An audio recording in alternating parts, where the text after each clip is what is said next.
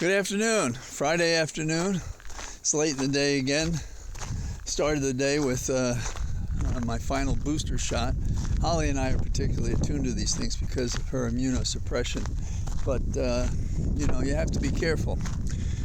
In terms of general reaction today, I think the principal story is the January 6th committee. I've been upset to hear some of our legal commentators say, that subpoena ain't going anywhere. I know ain't is a contraction we shouldn't approve, but there it is. Now, here's the argument why we should support the notion that it should and can go forward. That is, the House passes a resolution after Trump fails to comply. Then they pass a resolution of contempt. They send it to the Justice Department and they say, hey, Garland, get off your behind and prosecute this guy. Now, what case is that like? That's like Bannon. Now, is Trump going to say, I have executive privilege, and is that going to cow, if you will, Garland? I don't know. But some experts are saying things like, we don't have time for this to happen. None of this can happen. Well, why can't it happen? Why didn't it happen today? Well, it's because they often travel home Thursday night or Friday. And they're also trying to pass money bills. But, they can chew gum and walk at the same time. And I certainly can, you can, so why can't they? Also, there's a template for it. You just take the one for Bannon and you substitute Donald's name in it and you go at it. What is the failure of doing that? The failure is to say your threats are empty. They don't mean anything.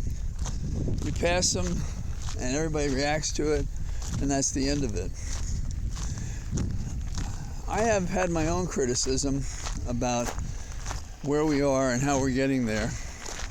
But my criticism has generally been we're wasting time. We're not acting. We're talking. We're failing our oath of office.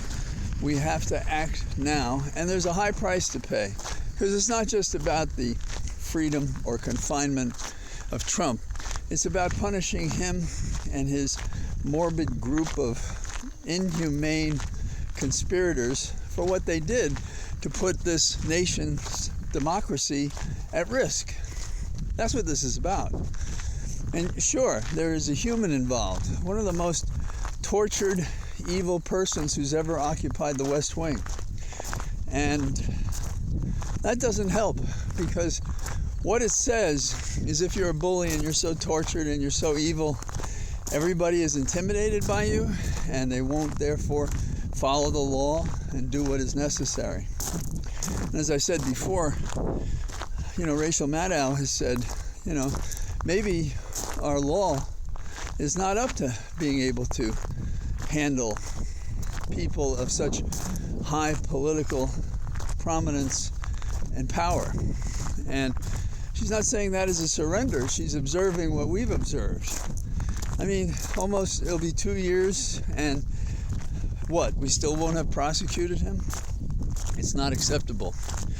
And let's consider Trump's reaction. Trump reacted. He knows this is significant if we actually act upon it. We know that he could face an October, or he could face a sentence like Bannon will in October and find himself in the Huskow in jail for some period of time. It would be nice to bring him down that way, trip him first, and then conquer him with the other cases we have that no one's prosecuting. They're doing make work, but they're not doing anything.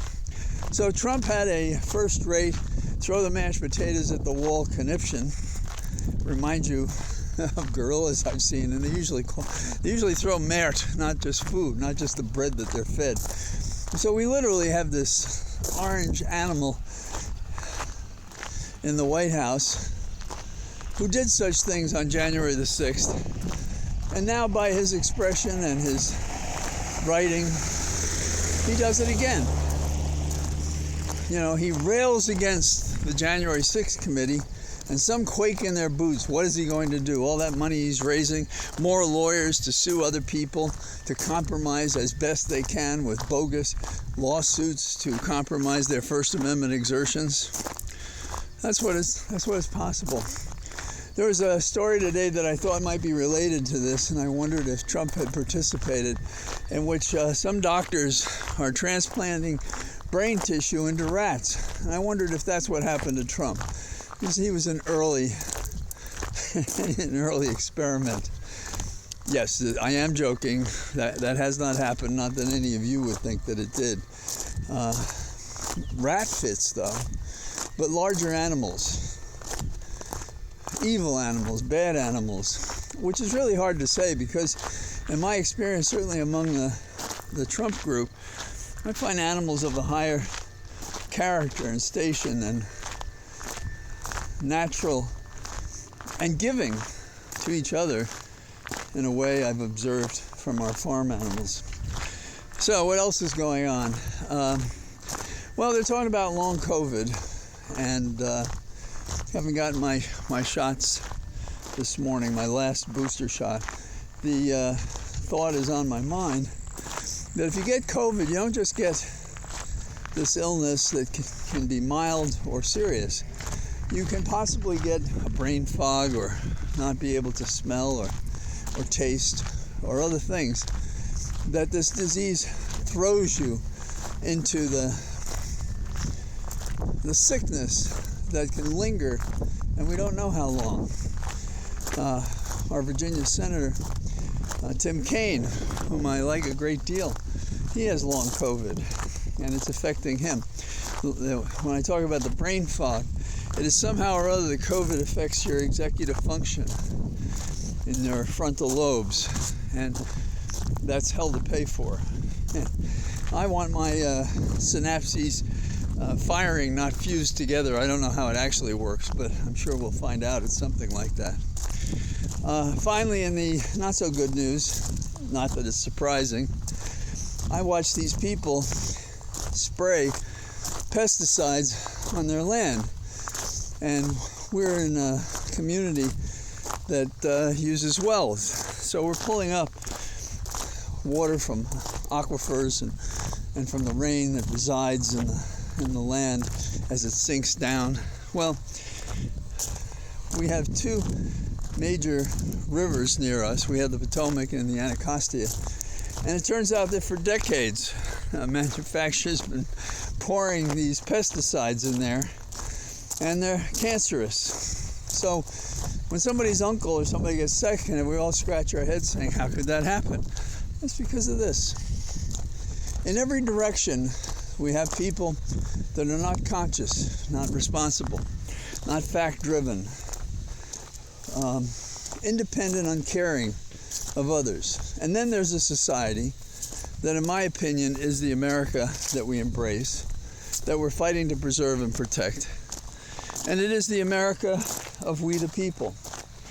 And there are more of us. And that's why the Republicans are spending so much effort to try to limit our effectiveness and our voting power so that they can, without having the support of a majority of the people, the ordinary definition of a democracy, at a voting ballot, they can have the power anyhow. And then they hope to transform and change what we have into a monarchy, because otherwise they have to continue to fight to deceive and suppress and do the kinds of things that autocracies do.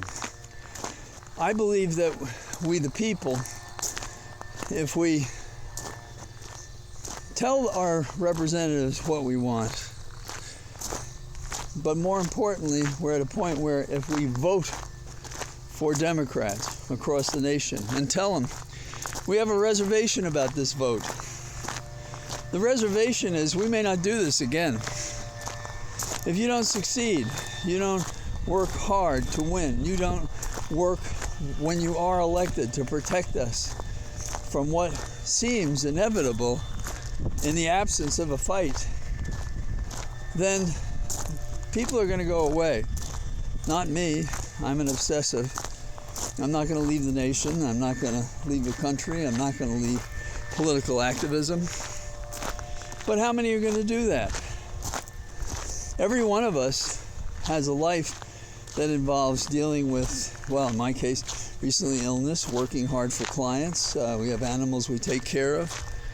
I think I've once before talked about the index of assholicity, which is one of me for 25 people. I can make a difference. But when the denominator gets so great, I can't have an effect. But we, the people, if we really are 55% or 60%, and if we wield the vote to the end that preserves our democracy, then we're a force to be reckoned with. No matter what the politicians are doing or saying now, no matter what opportunities they blow because they have no guts, no matter how many commentators miss the point of how dire is the circumstance that is America, we have to fight.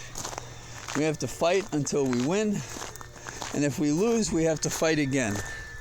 We will have a president in the White House, in the worst case, who can veto what the two houses of Congress do.